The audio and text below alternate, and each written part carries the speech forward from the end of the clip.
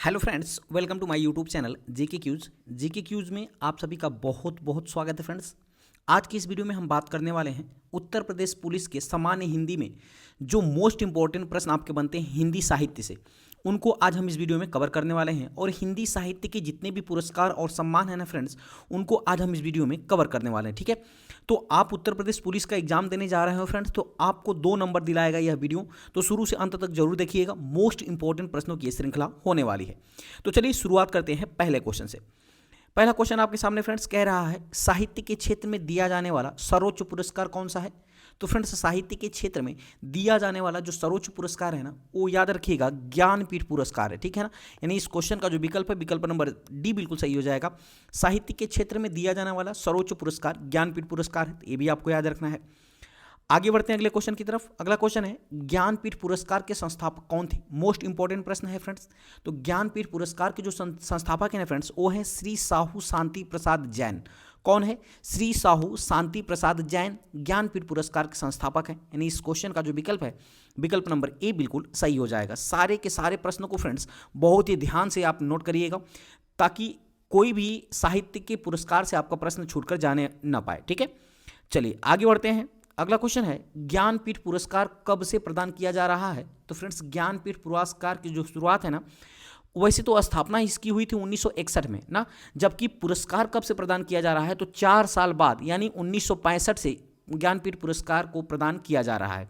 जबकि ज्ञानपीठ पुरस्कार की स्थापना 1961 में हुई थी और 65 से दिया जा रहा है, ये आपको याद रखना है। ठीक है, अगला प्रश्न है फ्रेंड्स, ज्ञानपीठ पुरस्कार के रूप में किस भगवान की प्रतिमा दी जाती है। तो फ्रेंड्स, ज्ञानपीठ पुरस्कार के रूप में याद रखिएगा, ये आपको वाग्देवी, किसका? वाग्देवी की कांस्य प्रतिमा दी जाती है। यानी इस क्वेश्चन का जो विकल्प है, विकल्प नंबर सी बिल्कुल सही हो जाएगा। वाग्देवी की कांस्य की प्रतिमा प्रदान की जाती है ज्ञानपीठ पुरस्कार के साथ। ठीक है ना। अगला क्वेश्चन है, ज्ञानपीठ पुरस्कार के तहत कितनी राशि पुरस्कृत साहित्यकार को दी जाती है। तो फ्रेंड्स याद रखिएगा, कुल जो है 11 लाख रुपए प्रदान किया जाता है ज्ञानपीठ पुरस्कार के साथ। तो यानी इस क्वेश्चन का जो विकल्प है, विकल्प नंबर सी बिल्कुल सही हो जाएगा। यानी जब ज्ञानपीठ पुरस्कार दिया जाता है किसी व्यक्ति को, तो उसको 11 लाख रुपए भी दिया जाता है, साथ ही साथ वाग्देवी की प्रतिमा कांस्य की भी दी जाती है। ठीक है, अगला प्रश्न है, भारतीय ज्ञानपीठ पुरस्कार के प्रथम विजेता साहित्यकार कौन थे। तो याद रखिएगा फ्रेंड्स, भारतीय ज्ञानपीठ पुरस्कार के प्रथम साहित्य विजेता थे जी शंकर कुरूप। यानी इस क्वेश्चन का विकल्प नंबर ए बिल्कुल सही हो जाएगा। जी शंकर कुरूप को, ये पहले व्यक्ति थे जो भारतीय ज्ञानपीठ पुरस्कार के प्रथम विजेता थे। ठीक है, आगे बढ़ते हैं अगला क्वेश्चन।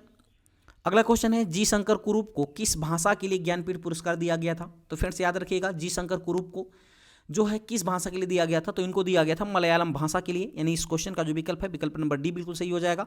यानी मलयालम भाषा के लिए जी शंकर कुरूप को ज्ञानपीठ पुरस्कार दिया गया था। यानी इस क्वेश्चन का विकल्प नंबर डी बिल्कुल सही हो जाएगा। आगे बढ़ते हैं। अगला क्वेश्चन है, ज्ञानपीठ पुरस्कार प्राप्त करने वाली पहली महिला कौन थी। तो फ्रेंड्स याद रखिएगा, ज्ञानपीठ पुरस्कार पाने वाली पहली महिला थी आशापूर्णा देवी। यानी इस क्वेश्चन का जो विकल्प है फ्रेंड्स, विकल्प नंबर बी बिल्कुल सही हो जाएगा। ज्ञानपीठ पुरस्कार पाने वाली पहली महिला कौन थी, तो आशापूर्णा देवी थी। ठीक है, अगर मैं बात करूं फ्रेंड्स आशापूर्णा देवी की, तो यह एक बंगाली लेखिका की थी। यह भी आपको याद रखना है, यह एक बंगाली लेखिका थी। ठीक है, अगला प्रश्न है, ज्ञानपीठ पुरस्कार प्राप्त करने वाला प्रथम हिंदी लेखक कौन है। देखिए, मोस्ट इंपॉर्टेंट प्रश्न आपके लिए फ्रेंड्स, चूंकि हिंदी से प्रश्न पूछ रहा है।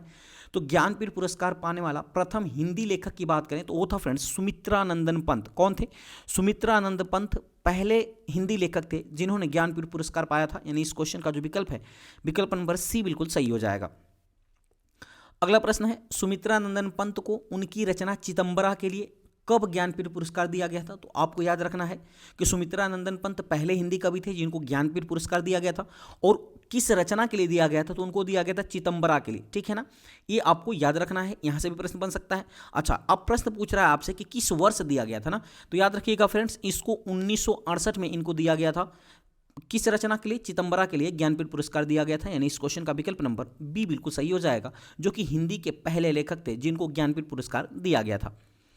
अगला प्रश्न है रामधारी सिंह दिनकर को ज्ञानपीठ पुरस्कार कब मिला था? तो फ्रेंड्स याद रखिएगा, रामधारी सिंह दिनकर को ज्ञानपीठ पुरस्कार दिया गया था 1972 के अंदर, यानी इस क्वेश्चन का विकल्प नंबर बी बिल्कुल सही हो जाएगा।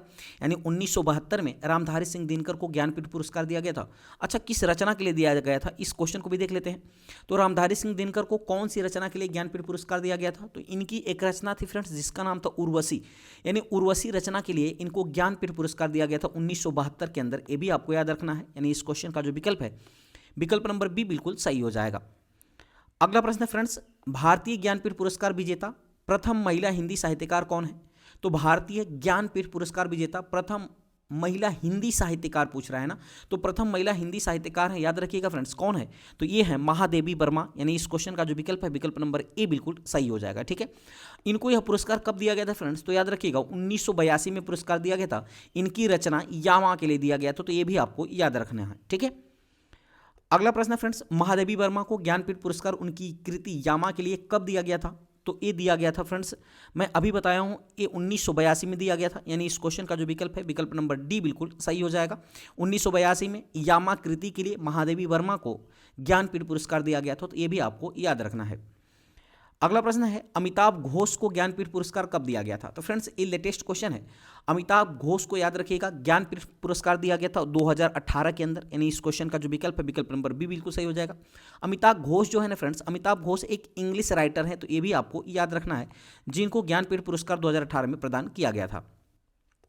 अगला प्रश्न है, कृष्णा सोबती को ज्ञानपीठ पुरस्कार कब दिया गया था? तो याद रखिएगा फ्रेंड्स, कृष्णा सोबती को ज्ञानपीठ पुरस्कार दिया गया था 2017 के अंदर, यानी इस क्वेश्चन का जो विकल्प है विकल्प नंबर डी बिल्कुल सही हो जाएगा। अगला प्रश्न है फ्रेंड्स, वर्ष 2019 में 55वां ज्ञानपीठ पुरस्कार किसे दिया गया था? तो याद रखिएगा वर्ष 2019 के अंदर 55वां ज्ञानपीठ पुरस्कार दिया गया था। ये किसको दिया गया था? तो ये दिया गया था अक्कीथम अच्युतम नंबूथरी को, यानी इस क्वेश्चन का जो विकल्प हो जाएगा विकल्प नंबर सी बिल्कुल सही हो जाएगा। 55वें क्रम का ज्ञानपीठ पुरस्कार 2019 में दिया गया था, और किसको दिया गया था? तो ये दिया गया था अक्कीथम अच्युतम नंबूथरी को। अच्छा, वही मैं बात करूँ फ्रेंड्स कि 56वां ज्ञानपीठ पुरस्कार किसे दिया गया था? तो 56वां जो ज्ञानपीठ पुरस्कार है ना, ये नीलमणि फूकन को दिया गया था। याद रखिएगा किसको दिया गया था? नीलमणि फूकन को दिया गया था। वहीं मैं 57वें ज्ञानपीठ पुरस्कार की बात करूं तो ये दिया गया था, याद रखिएगा 57वां ज्ञानपीठ पुरस्कार। अच्छा, कमेंट करके बताइए कि 57वां ज्ञानपीठ पुरस्कार किसे दिया गया था? ये दिया गया था 2022 के अंदर। ठीक है, चलिए अगले क्वेश्चन की तरफ बढ़ते हैं।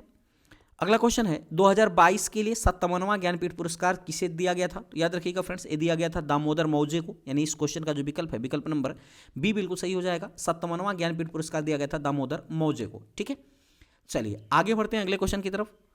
अगला क्वेश्चन है, अब साहित्य अकादमी सम्मान से जो भी प्रश्न बनते हैं उनको ले लेते हैं।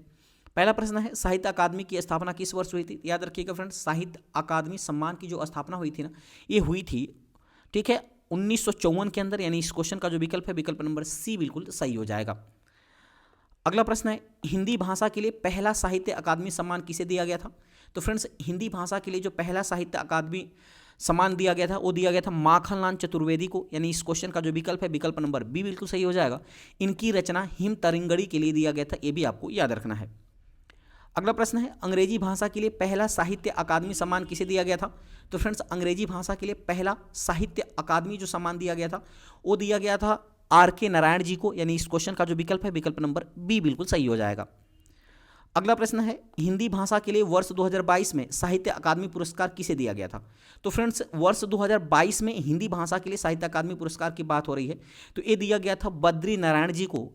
इनके जो संस्मरण है फ्रेंड्स, तुमड़ी के शब्द के लिए बद्री नारायण जी को वर्ष 2022 में हिंदी भाषा का साहित्य अकादमी पुरस्कार मिला था, यानी इस क्वेश्चन का विकल्प नंबर ए बिल्कुल सही हो जाएगा।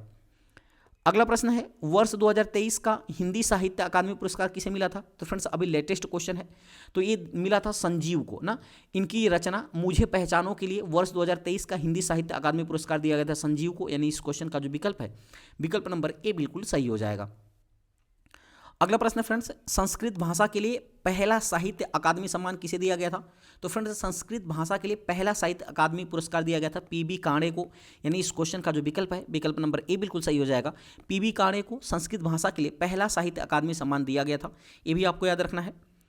अगला प्रश्न है, साहित्य अकादमी का मुख्यालय कहाँ स्थित है? तो फ्रेंड्स बहुत ही इंपॉर्टेंट प्रश्न आपके लिए। तो साहित्य अकादमी का जो मुख्यालय है ना, ये नई दिल्ली के अंदर स्थित है, यानी इस क्वेश्चन का जो विकल्प है, विकल्प नंबर बी बिल्कुल सही हो जाएगा। नई दिल्ली के अंदर साहित्य अकादमी का मुख्यालय स्थित है, ये भी आपको याद रखना है। अगला प्रश्न है फ्रेंड्स सरस्वती सम्मान से। प्रश्न है कि के बिरला फाउंडेशन द्वारा 1991 में साहित्य के क्षेत्र में उत्कृष्ट योगदान देने के लिए किस सम्मान की स्थापना की गई थी? तो याद रखिएगा फ्रेंड्स, पहली बात कि किस सम्मान की स्थापना 1991 में हुई। तो याद रखिएगा जो सरस्वती सम्मान है ना, इसी की स्थापना कब हुई थी? 1991 में। और किसके द्वारा इसकी स्थापना की गई थी? तो के बिरला फाउंडेशन, ये भी आपको याद रखना है। यानी सरस्वती सम्मान किसके द्वारा प्रदान किया जाता है? तो ये प्रदान किया जाता है के बिरला फाउंडेशन के द्वारा, जिसकी स्थापना 1991 में हुई थी। यानी इस क्वेश्चन का विकल्प नंबर ए बिल्कुल सही हो जाएगा।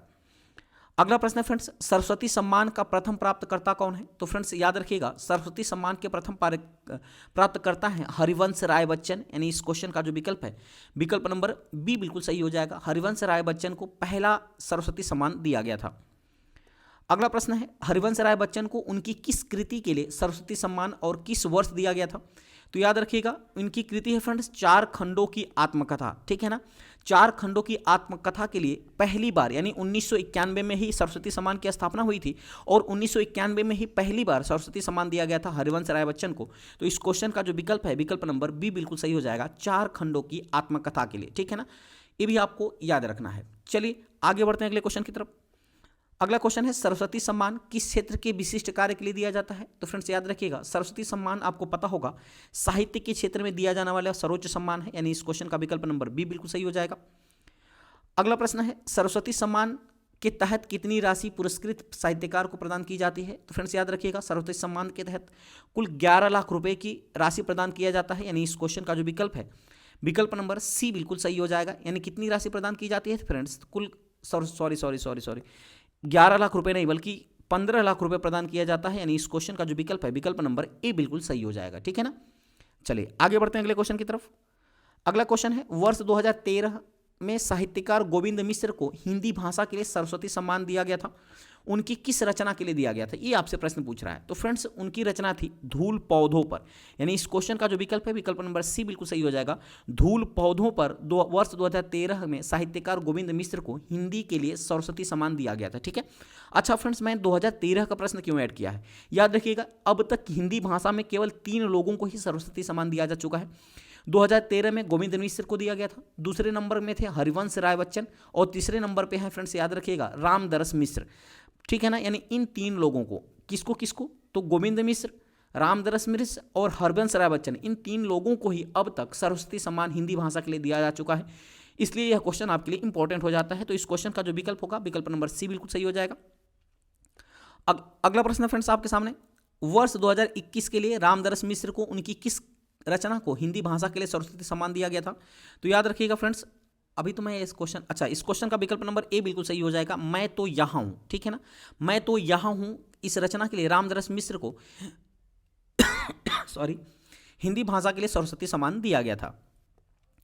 अगला प्रश्न है वर्ष 2022 का सरस्वती सम्मान किसे दिया गया था? तो याद रखिएगा फ्रेंड्स वर्ष 2022 का जो सरस्वती सम्मान दिया गया था वो दिया गया था फ्रेंड्स शिवशंकरी जी को, इनका जो संस्मरण है सूर्यवंशम के लिए, इनकी कृति सूर्यवंशम के लिए वर्ष 2022 का सरस्वती सम्मान दिया गया था। अच्छा ये किसकी लेखिका है फ्रेंड्स? तो ये तमिल लेखिका है, ये भी आपको याद रखना है, ठीक है, जिनको वर्ष 2022 वाला सरस्वती सम्मान दिया गया था। अगला प्रश्न है, अब बात आती है व्यास सम्मान की। तो फ्रेंड्स व्यास सम्मान से कितने प्रश्न बनते हैं उसकी चर्चा कर लेते हैं। व्यास सम्मान पुरस्कार की स्थापना कब की गई थी फ्रेंड्स? तो याद रखिएगा व्यास सम्मान की जो स्थापना की गई थी ये भी 1991 में की गई थी, इसका विकल्प नंबर बी बिल्कुल सही हो जाएगा। और व्यास सम्मान किसके द्वारा प्रदान किया जाता है? तो ये भी के बिरला फाउंडेशन के द्वारा इसको प्रदान किया जाता है, ये भी आपको याद रखना है। अगला प्रश्न है व्यास सम्मान से सम्मानित प्रथम लेखक कौन थे? तो फ्रेंड्स व्यास सम्मान से सम्मानित प्रथम लेखक थे रामविलास शर्मा, ठीक है ना। यानी इस क्वेश्चन का विकल्प नंबर ए बिल्कुल सही हो जाएगा।